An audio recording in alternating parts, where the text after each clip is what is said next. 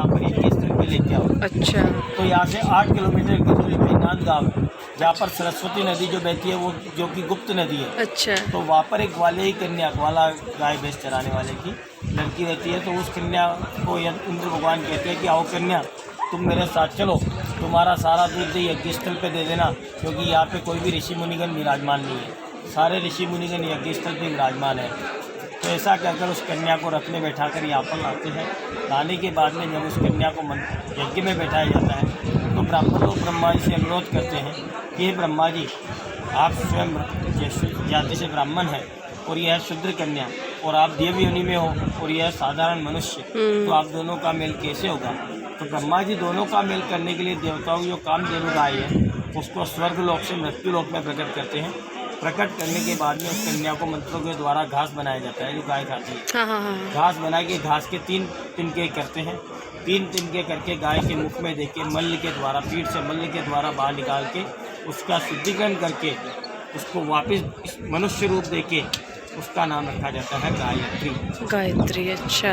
गायत्री नाम रखने के बाद में भगवान ब्रह्मा जी को स्मरण होता है कि ये देव योनि में तो आ गई, लेकिन जब तक शक्ति नहीं होगी तब तक भक्ति कहाँ से होगी। सही बात। तो भगवान ब्रह्मा जी को जो विष्णु भगवान ने 4 वेद दिए थे, शाम वेद, ऋग्वेद, यजुर्वेद और अथर्ववेद, चारों वेद गायत्री को प्रदान करके उनको वेद माता गायत्री का उपाधि देते हैं। फिर उनको यज्ञ में बैठाया जाता है।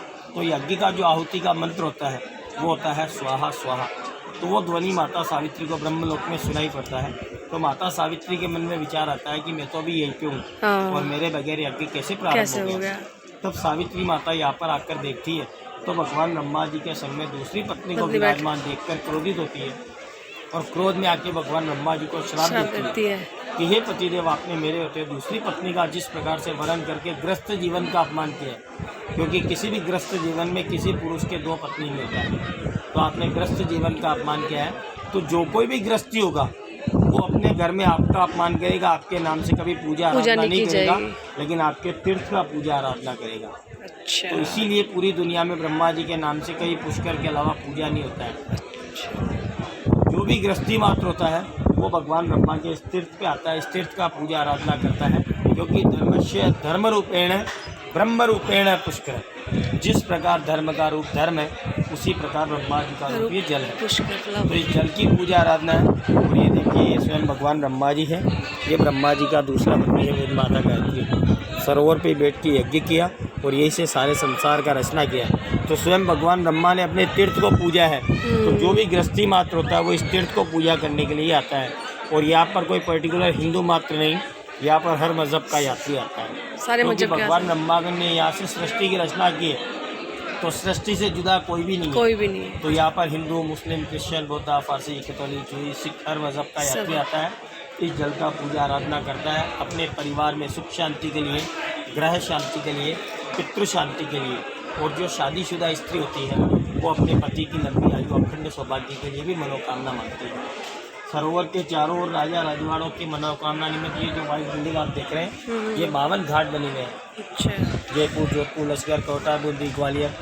और एक घाट है जो इंग्लैंड की रानी क्वीन मेरी एलिजाबेथ ने बनाया था, वो साइन बोर्ड देख रहे हो ना, जनाना घाट का येलो साइन बोर्ड। वो जनाना घाट एलिजाबेथ सेकंड ने 10 साल की उम्र में पुष्कर आई थी। 1932 में उन्होंने बनवाया ये। उन्होंने लेडीज़ के लिए स्पेशली घाट बनवाया, नहाने धोने, कपड़े चेंज करने के लिए। वो ब्रिज बनाया हुआ औरंगजेब बादशाह का। ये जोधपुर महाराजा का घाट है, वो उधर जयपुर महाराजा का है, ये कोटा महाराजा का है। ये अलग अलग राजा महाराजाओं के। मतलब 52 घाट है टोटल, और मेन घाट है ब्रह्म घाट। ब्रह्म घाट। यहाँ पर ये आप लोग 2 काम से आते हैं। 2 काम से इसलिए आता है कि गंगा समस्त तीर्थों की माता है, प्रयागराज समस्त तीर्थों का राजा है, और पुष्कर आज समस्त तीर्थों का गुरु है। कहते हैं कि गुरु के बिना ज्ञान नहीं मिलता है, वैसे ही गुरु के बिना मोक्ष नहीं मिलता है। तो गंगा जाए गोमती जावे, सब तीर्थ करी आवे, एक धाम पुष्कर बिन बेटिया, वो नर मुक्ति न पावे। 4 धाम और 68 तीर्थों का गुरु कहलाता है पुष्कर। गंगा जाए गोमती जावे, सब तीर्थ करी आवे, एक धाम पुष्कर बिन बेटिया, वो नर मुक्ति न पावे। तो यहाँ से ही मोक्ष प्राप्ति होती है। तो पहला काम ये लोग आता है यहाँ पर पिंडदान करने के। और यहाँ पर पिंडदान सप्तकुल का होता है। अच्छा। क्योंकि गया में पिता कुल का पिंडदान होता है, सिद्धपुर जो गुजरात में मात्र गया, यहाँ पर माता कुल का पिंडदान होता है, त्र्यंबकेश्वर नासिक में बाल अवस्था में जो पितृ गया हुआ होता है उसका बाल पितृ का होता है त्रिपिंडी।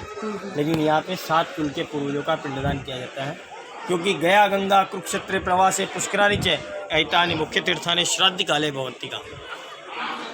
और दूसरा काम जो यात्री लोग आता है यहाँ पर राजी खुशी घूमने फिरने आता है, या यात्रा भ्रमण करके आता है, इस जल का स्नान करते, स्नान नहीं करते, जल का छींटा लगाते, शुद्धिकरण करके पंच स्नान करके यहाँ से भगवान का पूजा का थाली लेते हैं, जिसमें कंकु, चावल, हल्दी, पुष्प, नारियल, धागा, शक्र, ये 7 प्रकार का